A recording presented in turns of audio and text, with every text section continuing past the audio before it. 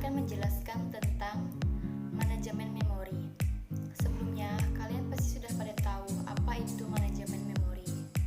Nah, di sini saya akan menjelaskan kembali apa itu manajemen memori. Memori adalah pusat dari operasi pada sistem komputer modern.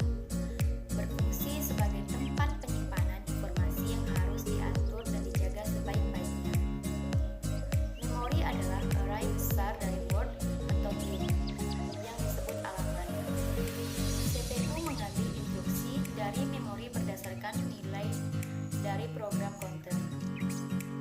Instruksi ini menyebabkan penambahan muatan dari alamat ke memori tertentu.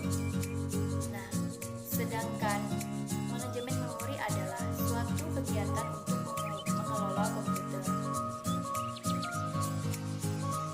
Membebaskan untuk digunakan kembali ketika tidak lagi diperlukan serta menjaga alokasi ruang memori sebagai proses.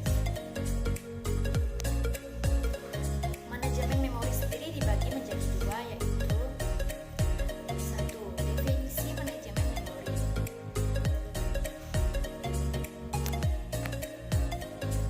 Definisi manajemen memori. Manajemen memori atau memory manager adalah satu bagian sistem operasi yang mempengaruhi dalam menentukan proses nama yang dikatakan pada akhirnya. Manajemen memori terdapat dua bagian, yaitu A. Manajemen memori statis. B. Manajemen memori dinamis. A. Manajemen memori statis.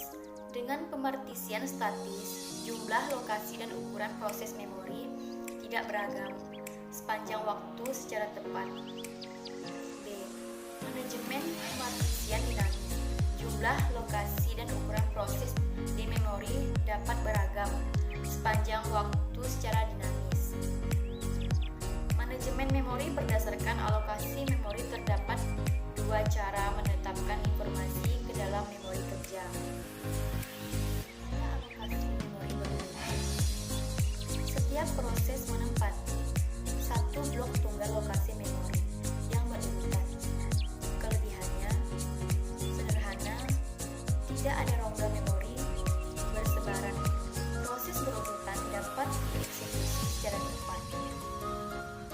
Biasanya digunakan untuk lokasi memori maya sebagai lokasi backpack.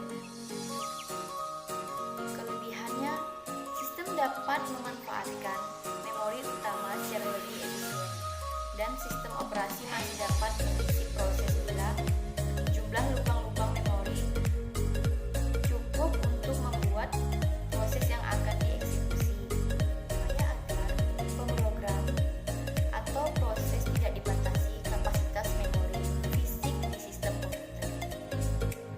Berikut ini fungsi manajemen memori diantaranya adalah: yang pertama, untuk mengelola informasi memori yang dipakai dan tidak dipakai.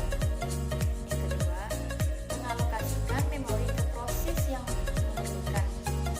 Yang ketiga, mendealokasikan memori dari proses yang telah selesai. Yang keempat, mengelola swapping antara memori utama dan disk. Manajemen memori berdasarkan keberadaan swapping atau pack terbagi menjadi dua, yaitu yang pertama, manajemen tanpa swapping atau pack, yaitu manajemen memori tanpa pemindahan citra proses antara memori utama dan disk selama eksekusi yang terjadi, yang terdiri dari monoprogramming dan multi-monoprogramming, pencocokan atau fit dan fragmentasi. Beberapa jenis strategi pencocokan antara lain: yang pertama, cocok pertama atau first fit. Pencocokan terjadi menurut antrian informasi. Yang kedua, cocok terburuk atau fragmentasi. Menurut prosesnya, terdapat dua macam fragmentasi. Fragmentasi internal. Kelebihan memori pada penggalan memori ketiga, penggalan memori itu menerima ketinggalan informasi yang berkurang kurang dari ukuran. Yang kedua, fragmentasi eksternal. Penggalan memori bebas yang ukurannya terlalu kecil untuk dapat menampung penggalan memori lainnya.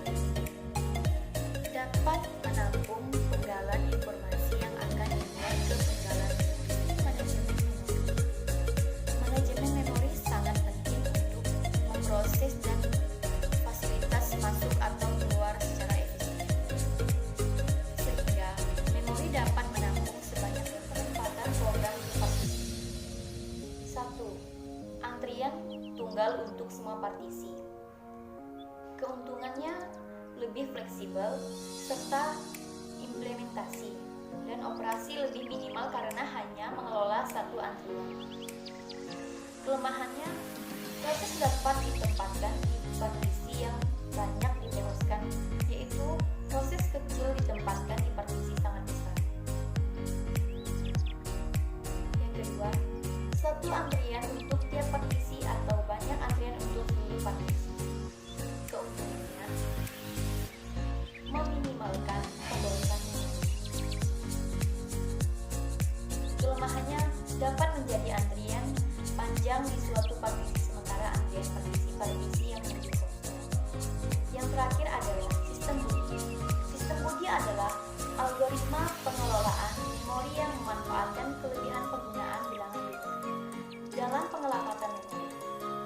Karakteristik bilangan linear digunakan untuk mempercepat pembangunan lubang-lubang berdekatan ketika proses terakhir atau dikeluarkan.